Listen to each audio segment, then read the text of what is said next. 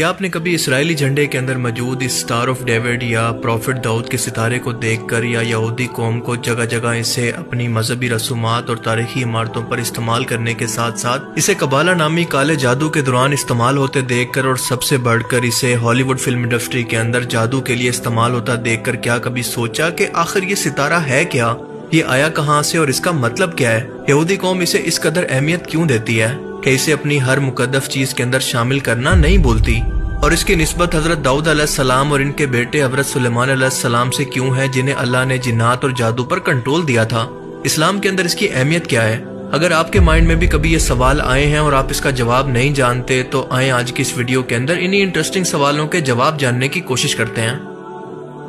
Star of David का सबसे कदीम निशान 3 सदी ईस्वी के अंदर यानी हजरत ईसा अलैहिस्सलाम की पैदाइश के 3 साल बाद डेड सी के पास मिलता है। दुनिया के दूसरी कदीम तहजीबों के अंदर मसलन हिंदुइज्म, बुद्धिज्म और इवन के इस्लाम के अंदर भी इसे मुख्तलिफ जगहों पर तारीखी तौर पर इस्तेमाल किया गया, लेकिन यहूदी कौम ने इसे किसी और वजह से अपनाया था। तारीखी तौर पर बनी इसराइल कौम ये मानती है कि हजरत दाऊद अलैहिस्सलाम जो कि इस बनी इसराइल कौम के पहले बादशाह और एक ही वक्त के अंदर पैगंबर भी थे और इन पर ज़बूर जैसी अलामी किताब भी नाजिल हुई थी, अल्लाह ने इनके लिए एक निशानी के तौर पर एक ऐसा सितारा आसमान के अंदर जाहिर किया जिसके 6 कोने थे, यानी जमीन से देखने पर वो 6 कोनों वाला एक सितारा मालूम होता था। बनी इसराइल कौम के मुताबिक अल्लाह ने तौरात के अंदर हजरत मूसा अलैहिस्सलाम के जरिए हमें ये खुशखबरी दी है कि जिस दिन ये सितारा आसमान के अंदर देखा जाएगा इस दिन अल्लाह ताला तुम्हें एक बादशाह अता करेगा और पूरी दुनिया पर तुम्हारी हुक्मरानी का आगाज होगा। और ऐसा हुआ भी। हजरत दाऊद अलैहिस्सलाम के बाद इस कौम ने हजरत सुलेमान अलैहिस्सलाम के दौर के अंदर इतना अरूज देखा कि पूरी दुनिया पर जहाँ जहाँ भी उस वक्त आबादी मौजूद थी वहाँ पर इस कौम की हुकूमत थी, क्योंकि आप जानते हैं कि हजरत दाऊद अलैहिस्सलाम और हजरत सुलेमान अलैहिस्सलाम भी जो कि इनके बेटे थे इसी बनी इसराइल कौम से ताल्लुक रखते थे। हजरत सुलेमान अलैहिस्सलाम ने अल्लाह ताला से खास तौर पर यह दुआ मांगी थी कि ए अल्लाह मुझे ऐसी हुकूमत अता करना जो कि क़यामत तक तो किसी और को अता ना करे। और इसी वादे के मुताबिक ये कौम उस वक्त अपना अरूज देख चुकी है, लेकिन अपनी बदअमालियों की वजह से और नाफरमानियों की वजह से अल्लाह ने इनको हटाकर उम्मत मुहम्मदिया को दुनिया की हुकूमत अता कर दी और हमेशा के लिए सजा के तौर पर इस कौम को दरबदर कर दिया। लेकिन आज भी आइडियोलॉजी मौजूदा यहूदी कौम जो कि बनी इसराइल के 12 कबीलों में से एक यहूदा कबीले की नस्ल से है, इसके अंदर पाई जाती है कि अल्लाह ने इन्हें पूरी दुनिया पर हुक्मरानी का हक दिया है जो कि इनका आखिरी मसीह यानी दज्जाल पूरा करेगा। और आज भी यहूदी कौम के मुताबिक जब दज्जाल का ज़हूर होगा तो दाऊद अलैहिस्सलाम की तरह इनके बादशाह की तरह जो कि अल्लाह ने इन्हें अता किया था, सेम इसी तरह से 6 कोनों वाला सितारा एक बार फिर से आसमान के अंदर जाहिर होगा जैसा कि हजरत दाऊद अलैहिस्सलाम के लिए हुआ था। और ये एक बार फिर से इशारा होगा कि एक बार फिर से हमारी कौम की हुक्मरानी पूरी दुनिया पर कायम होने वाली है।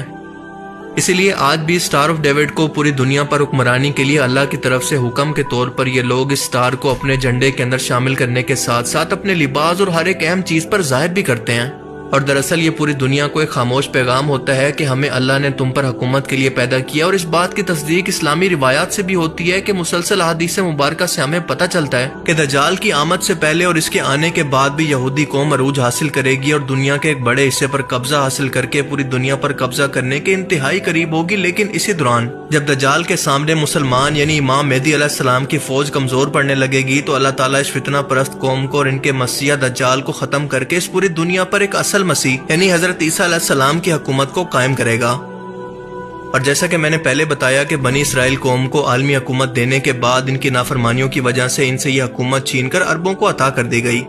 बनु उमैया बनु अब्बास के दौर के अंदर इन लोगों ने भी अरूज देखा और इनकी नाफरमानियों के बाद यह हुकूमत तुर्कों के हवाले कर दी गई और इसके बाद मुसलमानों से यह हुकूमत हमेशा के लिए छीनकर ब्रिटिशर्स को दे दी गई। और आज ये ताकत अमेरिका के पास है, लेकिन बहुत जल्द अमेरिका से भी छीनकर ये चीन के पास जाने वाली है, जिसका जिक्र हमें हदीस मुबारका के अंदर मिलता है। रसूलुल्लाह सल्लल्लाहु अलैहि वसल्लम की हदीस मुबारका के अंदर वाज़ेह तौर पर बयान होता है जिसका मफहूम है कि एक ऐसी कौम जिनके चेहरे छोटे और चपटे होंगे, इनकी नाक चौड़ी होगी और ये कौम लादीन होगी, यानी इसका कोई मजहब नहीं होगा, क़यामत के करीब इसको अरूज मिलेगा। और आज के टाइम में अगर आप ये तमाम अलामतें किसी कौम में ढूंढने की कोशिश करें तो आपको ये चाइनीज वाज़ेह तौर पर दिख सकते हैं। और यही वजह है कि बहुत से लोगों ने इसे दज्जाल के साथी या फिर इनका लश्कर समझकर गलत फहमी का शिकार भी हो गए, यहाँ तक कि डॉक्टर इसरार भी इस बात के कायल थे। लेकिन सच ये है कि ये तीसरी आलमी जंग का जमाना होगा जिसके अंदर चाइना एक आलमी जंग और इकोनॉमिकल जंग के अंदर एक सुपर पावर बनकर उभरेगा, लेकिन इसके बाद ये भी सवाल का शिकार हो जाएगा। हदीस मुबारका में इसी तीसरी आलमी जंग के जमाने के अंदर तुर्कों की तबाही का जिक्र भी मिलता है کہ وہ اس دوران کرسچن سے لڑ رہے ہوں گے، یعنی کرسچنز نے ان کے ملک پر حملہ کیا ہوگا جن کے پیچھے سپورٹ کرنے والے یہودی ہوں گے۔ اور آج بھی اگر آپ دیکھیں تو امریکہ کی اکانومی اور اس کی پالیسی کے پردے کے پیچھے دراصل یہودی لابی قابض ہے۔ حدیث مبارکہ سے اس بات کا اشارہ ملتا ہے کہ یہ جنگ موجودہ ترکی کے داخلی دروازے پر یا پھر بارڈر پر اسے قبضانے کے لیے ہوگی، جس کو دروازہ کہا گیا ہے۔ اور آپ جانتے ہیں کہ دروازہ ہر اس چیز کے لیے استعمال ہوتا ہے جو کسی جگہ کے اندر داخل ہونے کے لیے استعمال ہو۔ اسی جنگ کے دوران اعلان ہوگا کہ امام مہدی علیہ السلام کا ظہور ہو چکا ہے، لیکن یہ ایک افواہ ہوگی۔ ترک فوج یہ سن کر اپنے 10 لوگوں کو اس خبر کی تصدیق کے لیے مکہ کی طرف بھیجے گی کہ پتہ کریں کہ آخر سچ کیا ہے۔ رسول اللہ نے فرمایا کہ خدا کی قسم میں ان 10 لوگوں کے نام، ان کے والد کے نام اور ان کے گھوڑوں کے رنگ بھی جانتا ہوں جس پر بیٹھ کر وہ جائیں گے۔ سٹار آف ڈیوڈ کو ایک جادوئی ستارہ بھی مانا جاتا ہے جو کہ سب سے قدیم لکھی گئی ہیبرو بائبل لینن گریک کوڈکس کے اندر بھی دیکھنے کو ملتا ہے، اور یہودی قوم مانتی ہے کہ یہ ستارہ جنات اور ان کے جادو کو بے اثر کرنے کے لیے اور ان کو قابو کرنے کے لیے ایک شیلڈ کے طور پر استعمال ہوتا ہے۔